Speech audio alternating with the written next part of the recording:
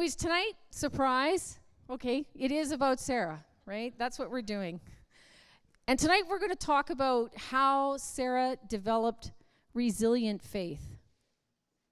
Not sure if she wanted to, but she did. And Sarah's story is really all about vulnerability, being a follower, getting over pain and learning to trust, and having faith for a really impossible task. And it's a great story. So let's get into it. I don't know, do you guys bring your Bibles with you? Nowadays they don't do that anymore. So you got your Bibles. Okay. So Hebrews 11, 8-12. By faith, Abraham, when called to go to a place he would later receive as his inheritance, obeyed and went, and even though he didn't know where he was going. How many women can relate to that? A husband who doesn't know where he's going. Right? Following a husband who doesn't know where he's going, awesome. And not too open to helpful suggestions. They're helpful suggestions. They become loud if you don't listen, but they are helpful suggestions. And by faith, Abraham made his home in the promised land. Like a stranger in a foreign country, he lived in tents. Whoa, he's really sprung for the good stuff, right? Camping. I'm actually not a camper and I'm not even a glamper, but here he is. And I say, way to go, Sarah. For he and Abraham was looking forward to the city with the foundations, whose architect and builder is God. So this is a reference to the New Jerusalem. So Abraham was actually forward-looking. He was thinking about the future and God's eternal promises there. And by faith, even Sarah, who was past childbearing years of age, was enabled to bear children because she was considered him faithful who made the promise. So that's our story. And so from this one man, who was as good as dead. I love that verse. It's like, he's as good as dead. Does that mean I can say that to my husband, you're as good as dead? Because that's a biblical verse. That's how I read it. Anyways. Came descendants as numerous as the stars in the sky and as countless as the sand on the seashore. So you can't count them. So Sarah's story is really about following the unknown. Sarah married a man on the move. Constantly moving. And oh, you know what? Anyone, a pastor's wife here again, can I see your hands again? That is our lot in life, constantly on the moving. Imagine Sarah starting, she's setting up home, and she gets settled. Guess what? We're moving again, honey. Sets up, moves again, moves again. Genesis 12, 1-2. The Lord had said to Abraham, go from your country, your people, and your father's household, to the land I will show you, 700 kilometers by camel. That's about, we figured out, 20 miles a day. I will make you into a great nation, and I will bless you, and I will make your name great, and you will be a blessing. That's a long trip on a camel. This would make it tough on any woman. Imagine the conversation. Abraham says, hey, honey, guess what? She doesn't need to guess, probably. She rolls her eyes. We're moving. Where? Not really sure. When will we arrive? Got me on that one, too. But it's going to be great because you know what? God's in it. God's in it, right? And that's true. But you know what? It's kind of tough sometimes. I remember the last time Al actually said this exact thing to me. We're moving. And I said, no. That was my automatic, immediate response. Right? But Sarah, she had to leave her home. She had to leave her people and all that was familiar with her and everything that brought comfort to her in her senior years. I have a hard time even imagining that. And going to a foreign land. You know, if Al said to me again, we're moving again in our senior years, I might say, can you find a concubine around here somewhere? I am not going with you, right? Remember, Sarah wasn't the one who heard God's voice. That is really important for us to pay note of that. She was not the one who heard the message. Sarah was a follower. So tonight we're talking about what it's like to be a follower. Not sure what that's like for you. Sometimes we're called to lead, and sometimes we're called to follow. Doesn't matter if you're a male or a female. We fit in both roles. And at times, I have found it really hard to follow. Sometimes it can feel like when you're the follower, you're the second fiddle, right? You don't quite get to land and do what you need to do. But right off the bat, good for Sarah, she had actually started to trust God with this crazy plan and with this crazy man. She would be walking for months and she didn't know where she was going, but she actually started the journey. Obviously, she went with him. She was trusting him at some level. And she became very acquainted with not knowing anything. Now, that's not my favorite thing to do either. I've got a few things I don't like doing. Have you noticed that? Don't like camping. Don't like not knowing. I like knowing all the details because it gives me a sense of control. And for a woman, a sense of security. For a guy, it might be a sense of power. And I guess women and men can both think. But for me, it's a sense of security when life gets crazy. How about you? You know, Sarah walked not knowing she had to trust. She had to have faith in Abraham, her life partner, and his character, because he's leading her. And she decided that I'm also actually going to have a little faith in God, who wasn't talking to her. Remember that. That's really important. And there's one more thing, probably the toughest thing for women back in those days. Guess what? She seemed to have a curse over her. Genesis 11:30 says this, "Now Sarah was barren. She had no child." And barrenness sounds exactly like it sounds. It's a terrible word. Even the sound of it is like dry.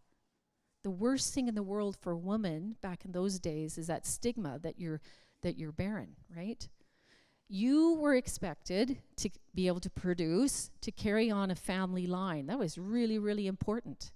And if the first wife failed, you just get another wife so that you can carry on the family line because it was so important. But it kind of feels like a disposal wife, right?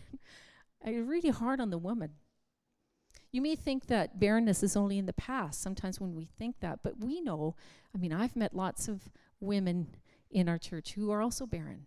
And I really want you to know that if you're in that boat, I hope you take incredible comfort in knowing that just like God saw Sarah, he sees you, not only the mom, but the daddy, because you're both in it together.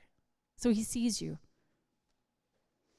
The other way you can think of barrenness, though, is that there's also something called spiritual barrenness, right? So men can feel barren. Women can feel barren. We can all feel that sense of spiritual barrenness in our life. Overlooked, fruitless, not knowing when is God going to talk to me. It's a hard place to be. So Sarah had these two issues going on, just to make sure we know what's going on with her. She was expected to follow into the unknown on a journey without an end, as far as she knew, and then produce a child at the end of it. And at the senior years of her life. I did just turn 61.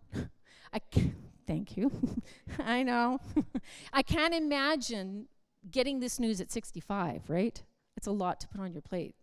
Something that she knew she had to, at the end of this journey, produce a child, and she knew she didn't have the capacity to do that at all. And all of this secondhand news coming from her husband. So let's talk about vulnerability. She must have felt very vulnerable. And if you guys have noticed, there's a recurring theme in our messages, vulnerability and the link to growing faith. It's there. When we feel vulnerable and we're stretched, out of that comes greater faith. Abraham and Sarah eventually arrive in the new land that God had promised. Guess what? More unknowns. Everything's foreign. New culture. And to boot, in Genesis 12, it tells us that the new place they went had a famine in the land. So guess what? They got to move again. Another 800 kilometers. So you get the picture, right? On the move constantly. More vulnerability. And poor Sarah, I'm sorry, it gets even better. Not really. She's a beautiful woman. That's the other thing we know about her. She's probably in the best shape of her life because she's been going all over the place, right? Her beauty, which is usually an asset for a woman, would become a problem in the foreign land. What happens to her next is traumatic. And I really wondered if that was too strong of a word for me to use, right? Because everybody's talking about trauma nowadays. But I thought to myself, no, I'm going to use it. And you're going to listen on, and then you decide if it's too strong. What happened to her was traumatic. Genesis 12:10. Abraham went down to Egypt to live there for a while because the famine was very severe. As he was about to enter Egypt, he said to his wife Sarah, "I know what a beautiful woman you are. When the Egyptians see you, they will say, 'This is his wife.' And then they will kill me, but they will let you live. And I don't like that." That's Abraham. Talk about a recipe for a person to feel really used. "Hey, honey, I want you to put your life at risk in a very uncomfortable and vulnerable position to save my butt. Can you do that for me, please?" Feel the weight of that. I don't think she had much of a choice, too, right? "Say you're my sister."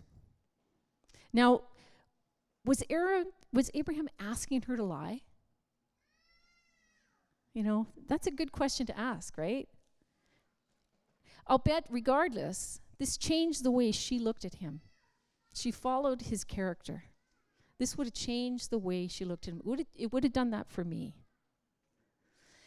And maybe it really wasn't a lie because they did have a common father, and so that made her her half-sister.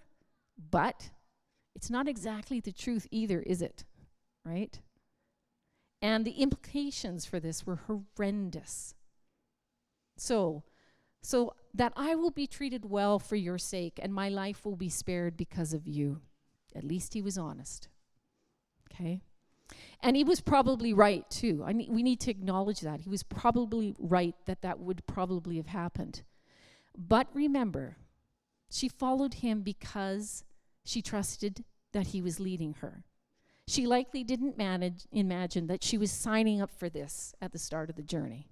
Would you agree with me? Yeah. Imagine what's running through her head now. Abraham, is this the plan? Or even worse, is this God's plan for me? Think about it that way. How confusing that is. Is this the plan? And is this, even worse, is this God's plan for me? She may have felt secure with Abraham before this, but that would strike to the heart of her fears as a woman.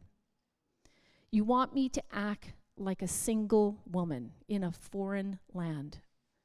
I married you to protect me, and now you want me to get taken by another man. Feel the weight of that. Can you hear the vulnerability? Really heavy. So when Abraham came to Egypt, the Egyptians saw that Sarah was a very beautiful woman.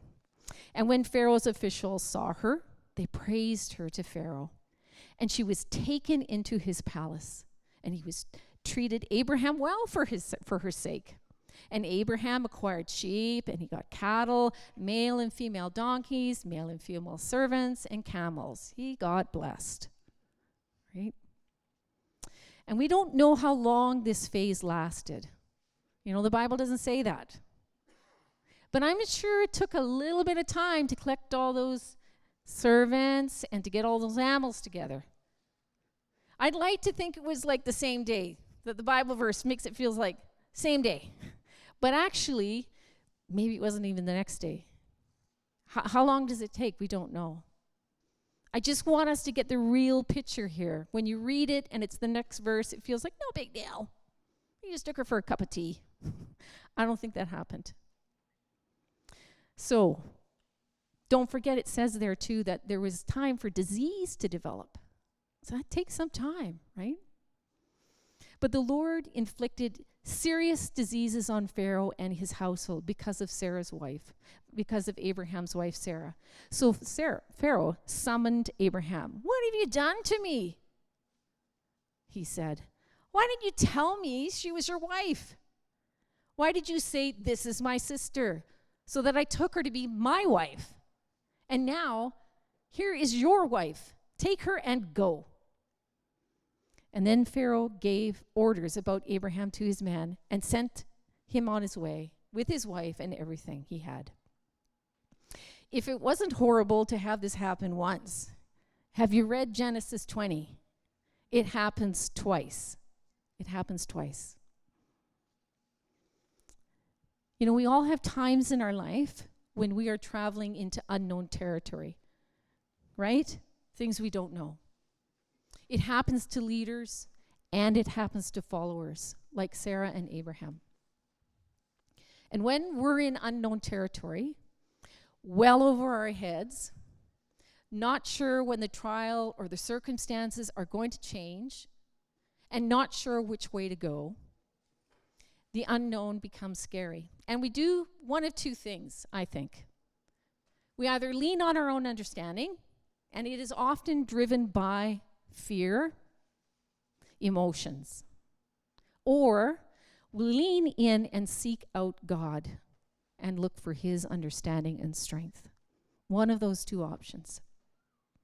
So Abraham didn't consult God, and it became a pattern for him. He did it twice. It worked the first time, maybe scared him a little bit, got blessed, so then he did it again.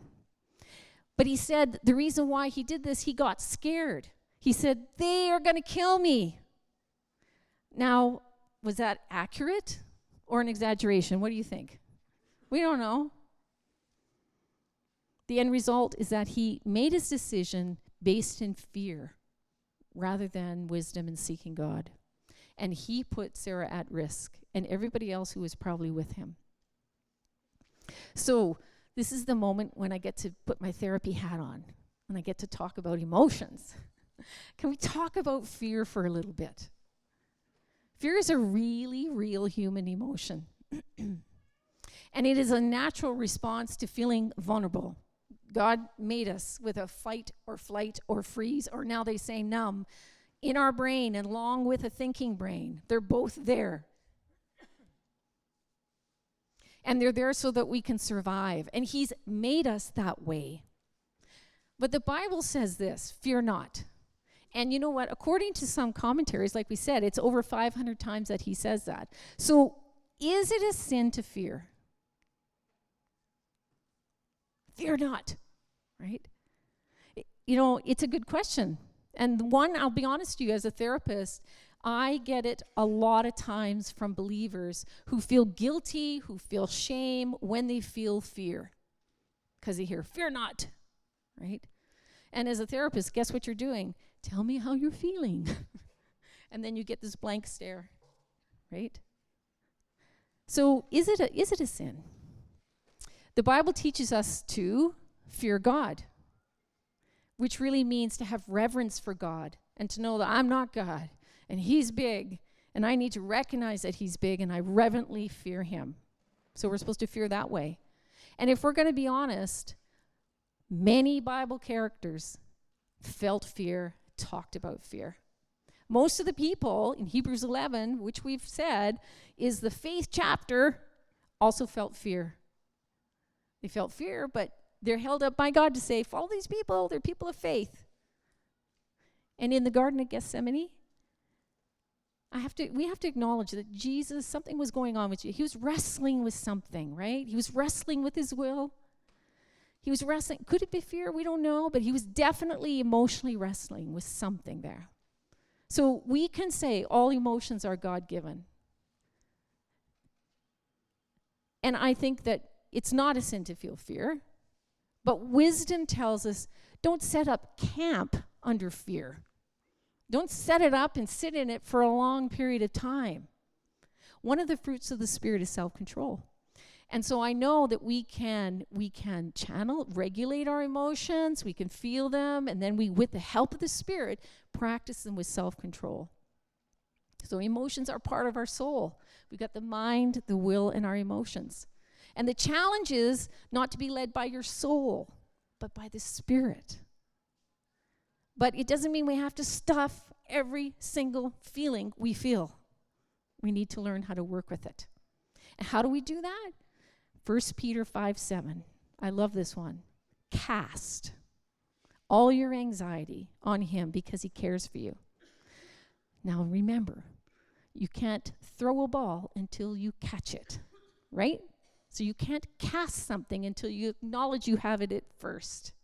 You acknowledge it, and then you throw it and cast it on the Lord. Make sense? Yeah. So fear is natural. It's a normal response. But unchecked, fear can stop us from doing what God wants us to do. And we can make bad decisions like Abraham did. So Sarah had to deal with a husband who was being driven right now by fear. Another important thing is that Sarah had to wait in the unknown, and that built the capacity for her to trust God, whether she wanted it or not. I'm not sure she wanted it, but it was building this capacity. I don't know, it's stretching this capacity to kind of wait for God, right? Sometimes God builds things into our life, whether we want it or not. If we're committed to following him, which I know when I was thinking of this message, you're all here, there's young people, and there's lots of senior people committed to him, right?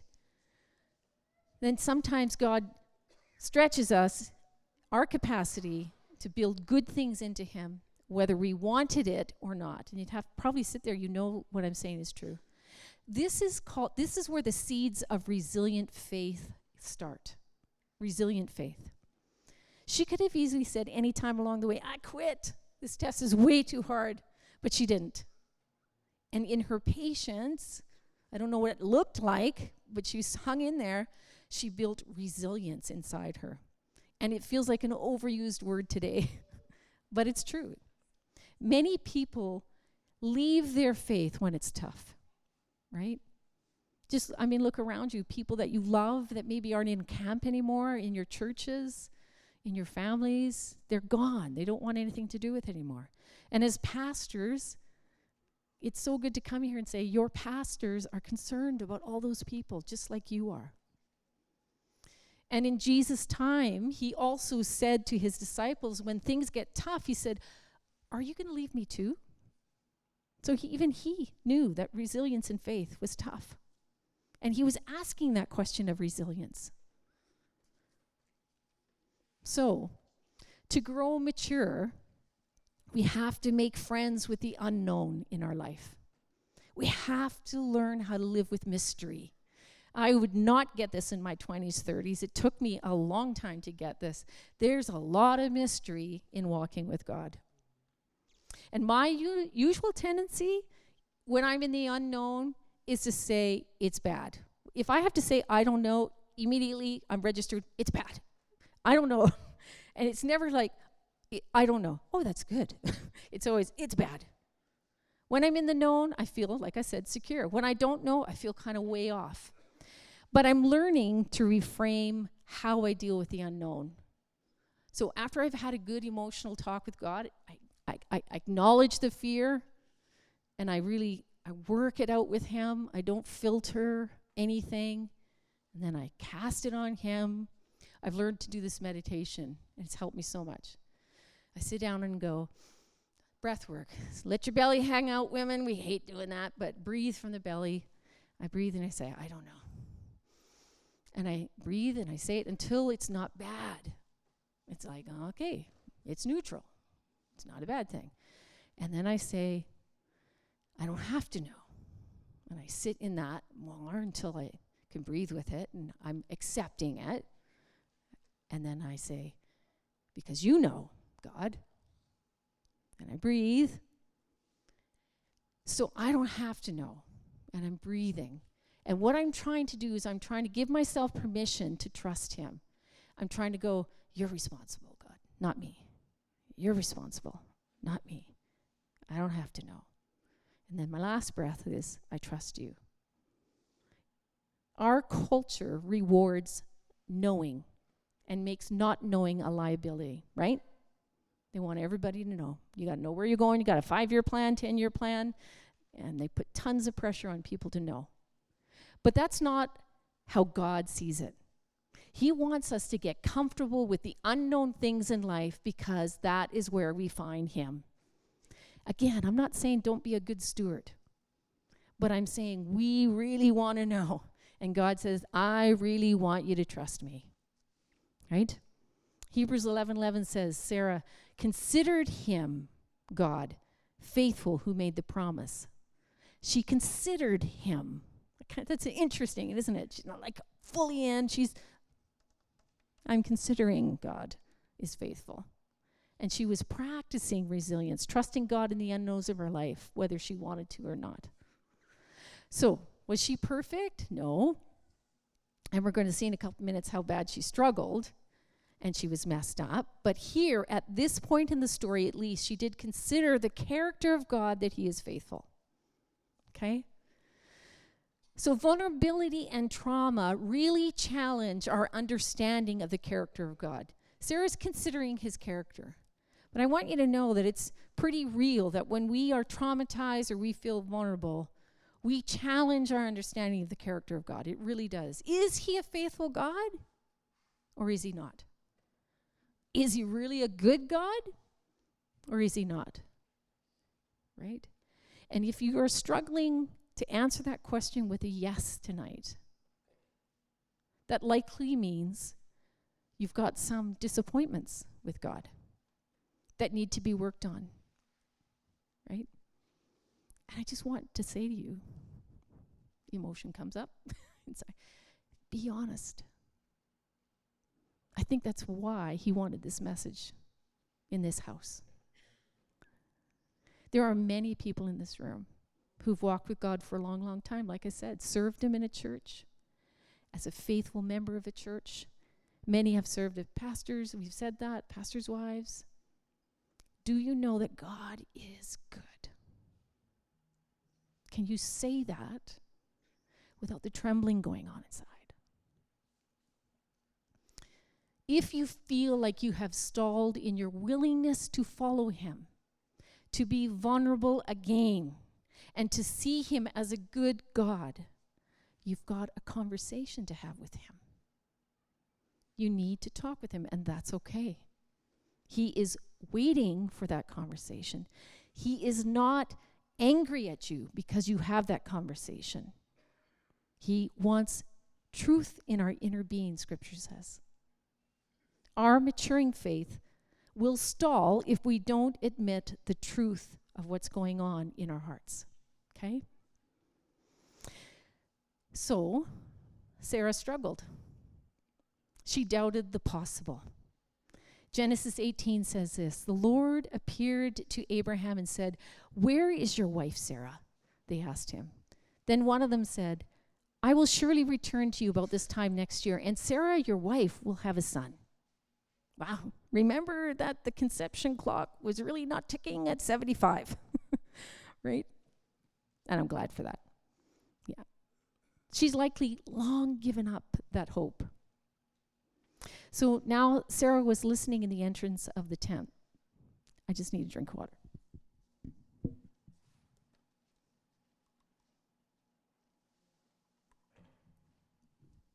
And I think this is what happened.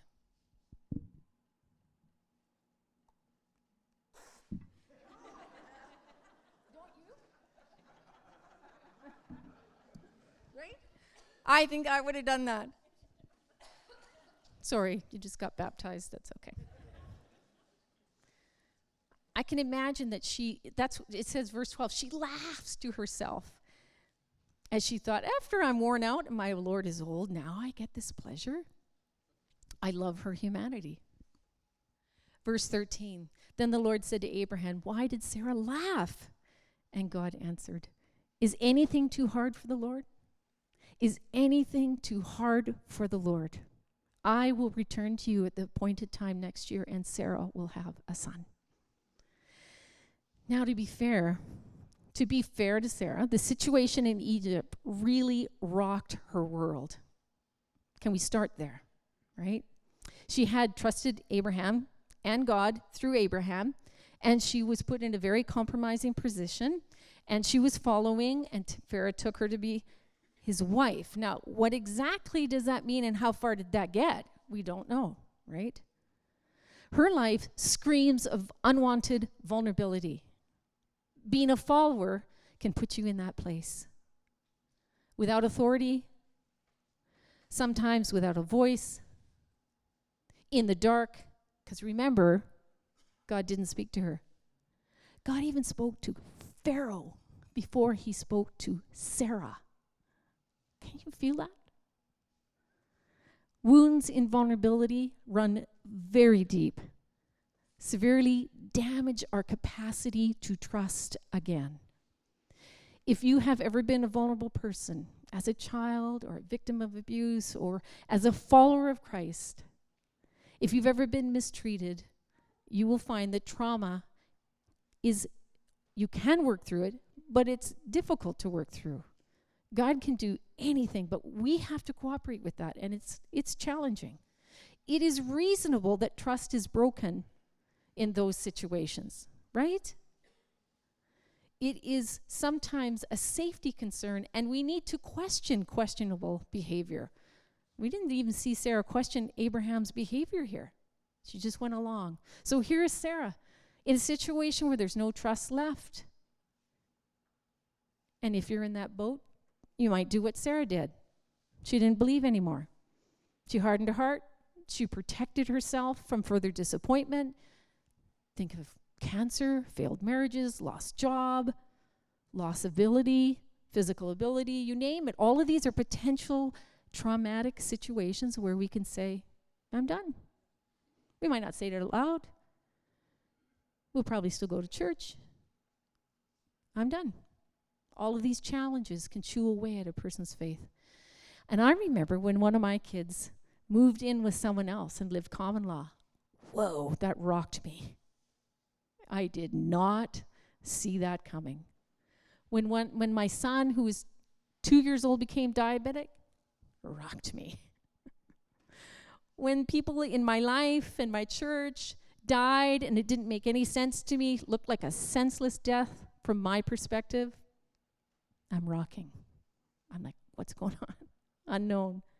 When my own church turns against me, and the people that I love and that I serve, and I know all the dark secrets and have kept them secret out of trust, and they lie and they gossip against me, I am rocked.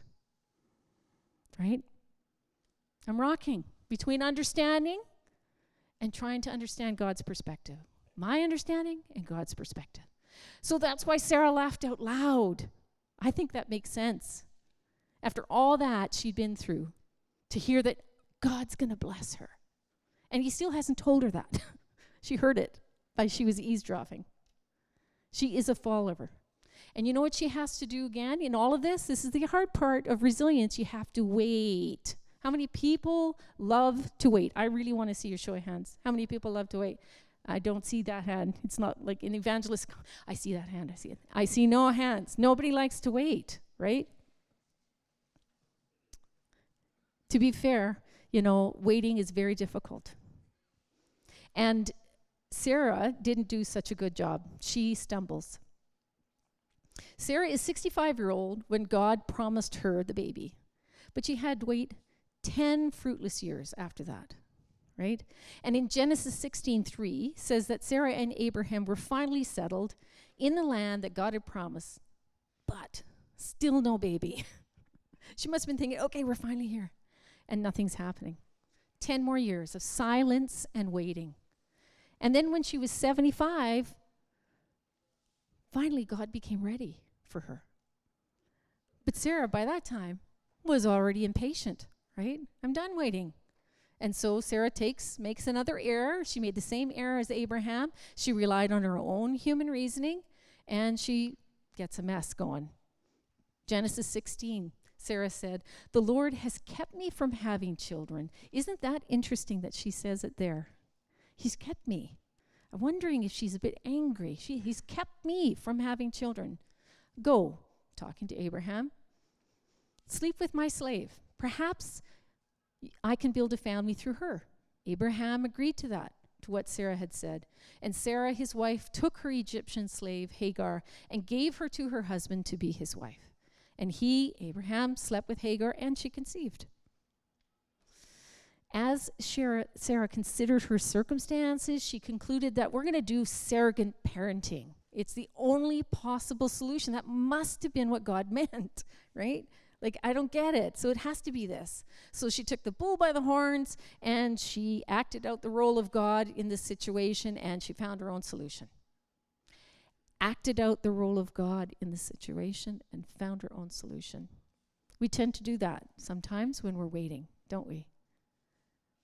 Take on God's role. Well, waiting. How do we wait well? That's a really good question to ask. If the Christian life is about long pauses, then it means we have to wait. And I'm not sure if you know this, but waiting is actually a spiritual discipline. If you read a lot of the old mystics, they talk about this all the time. You may not think it's a spiritual discipline, but it is, because it requires self-control. And here's the key. Spiritual growth accelerates in the waiting on God, right? Waiting on God is actually the norm in the Bible. It's kind of the rule. God doesn't seem to jump when I tell him to jump. He's not God on tap, right? We have to wait for God. That's normal. And many, many biblical characters in the Bible waited on God for years, and then they waited some more. Psalm 62 says this. I love this from David. He says, For God alone, my soul waits in silence. From him comes my salvation. Waiting can be painful. And so they have the tendency to do what? I get busy. That's my problem. I start to get busy and get distracted to drown out the frustration of waiting. But David even points out something, that waiting, he says, in silence. That's really hard. So that means David's in silence, or he's waiting because God is silent, right? It's kind of both in there. Long periods of time in silence. When you love someone and they're not talking to you for long periods of time, what happens to you, right? Your partner. And when it's God, it's really, really hard. And in waiting, the problem is in waiting, we get that impulsivity shaved off of us, right? And we expand our ability to live with the unknown. Waiting stretches us. We start to tolerate distress differently. We're waiting if we're getting stretched, and we're learning patience. So Sarah got impatient, and she came up with her own plan, and she got more than she was bargained for, didn't she? She ended up in real trouble. Hagar became pregnant, and then she despised Sarah. And there was conflict and strife that really didn't need to be there at all in the first place. And her solution was so ill-advised that she probably resented it for the rest of her days. Some of the tension in the Middle East today is rooted in what she had done. Israel and the Arab nations are in conflict today, and those are the two women's offsprings. So long-lasting problem. But eventually we do come to the end of the story, and Sarah's joy, God's blessing. I love this part. Now the Lord was gracious to Sarah, as he had said, and the Lord did for Sarah what he had promised. Sarah became pregnant and bore a son to Abraham in his old age, at the very time God had promised him. Not too early, not too late. At the very time God had promised him.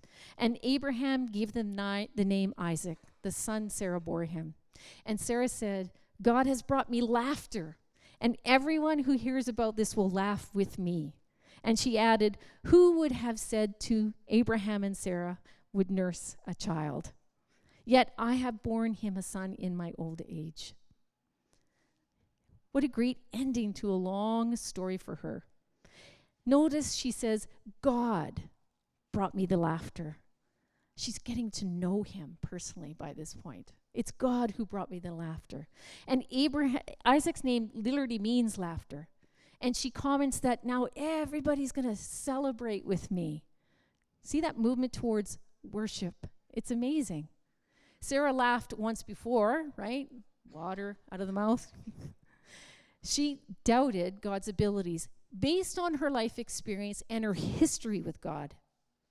And even though he did rescue her twice, She didn't seem to notice that very much, right?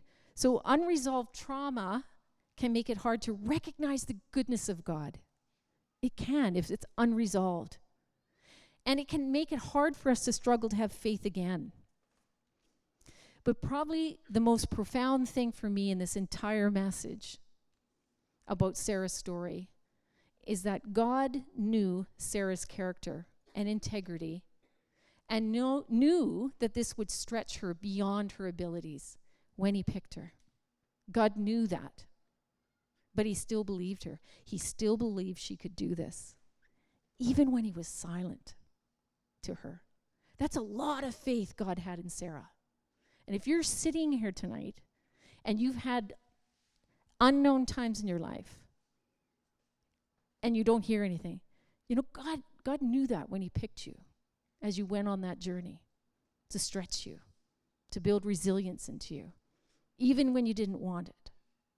That's got to give us comfort, albeit at the end of the journey when you can look back. In the middle, it doesn't feel comforting. But it's good to know that he believes in you, where he's placed you, where he's called you in all your hard journeys. She began the journey considering God's character. He's okay. He's given me a good man. He'll take care of me. She started out with a little bit of faith. Then she faced this incredible vulnerability and trauma. And eventually, she had to deal with her doubts because she got caught, remember? Verse 13 says, "Then the Lord said to Abraham, 'Why did Sarah laugh?'" So she got caught with her doubts. But this is resilient faith. This is what it looks like. And it is not a pretty picture. You know, we lots of times, come to Jesus, it'll be a wonderful life, and it is. But this is also the picture of faith. And remember, she's in Hebrews 11 for a reason, that God is pleased with her resilient faith, or she wouldn't be in that book. He'd be saying, I want to see that one. But he put her in there to tell every one of us, God is pleased with resilient faith. And I say that because there's lots of us sitting here feeling ashamed, guilty, less than, because we struggled and didn't like the journey God put us on. And I'm telling you, God is pleased with you. God is pleased with you.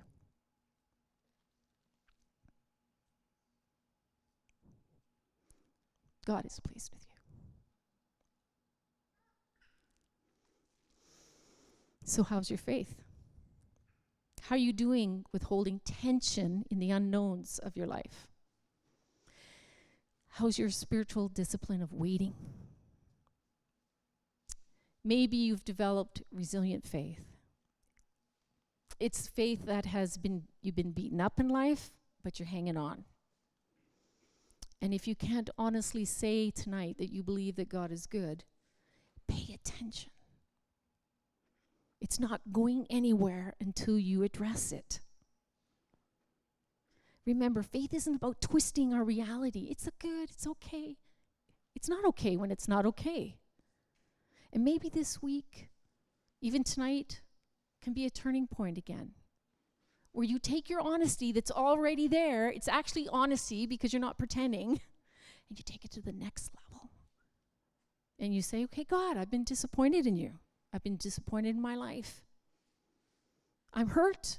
I was a follower, and I've been hurt. And I followed you. And I've never really talked to you about it, really, with the filter off. So what we're going to do tonight, if this hits home with you in any way, we're going to have the worship guy come back up. And I know that this is against this camp culture to say, can we leave this as a quiet place? And take your partying and visiting, which is really important, can you just drift that outside? And I'm never into, putting people on the spot and anything else, but if you feel like God is speaking to your heart tonight, can we leave this as kind of a quiet chapel? And you can just sit there with the Lord, and it might be tonight saying, yeah, you found the button. That's me. And I just want to start by just saying, that's me. God, and just sit there. Just sit there. Just acknowledging the truth of your heart. You might cry, you might not. You might sit there and say, I don't want to be here, but I'm just going to sit here. And we've got leaders here. If you want to have someone come alongside you and just pray with you, you don't have to say a whole lot tonight. Just come forward, say, can you pray for me? We're not going to ask you a thing. We're going to lay hands on you, and we're just going to ask God to minister to you tonight. Okay? Because this is really important, people, right? You're all honest people, and we know we can't do the Christian life without being honest. And we've been walking around feeling ashamed or feeling guilty instead of just bringing it to God. Because you're not going to trust him again for the journey he has for you in the days ahead to do his work unless you can say, I don't trust you. I want to. I don't trust you. We need to talk. So that's all we're going to do tonight. He's going to play a song. I'm going to sit down. Anytime you can start to leave or you can sit, be with the Lord, or come forward for prayer.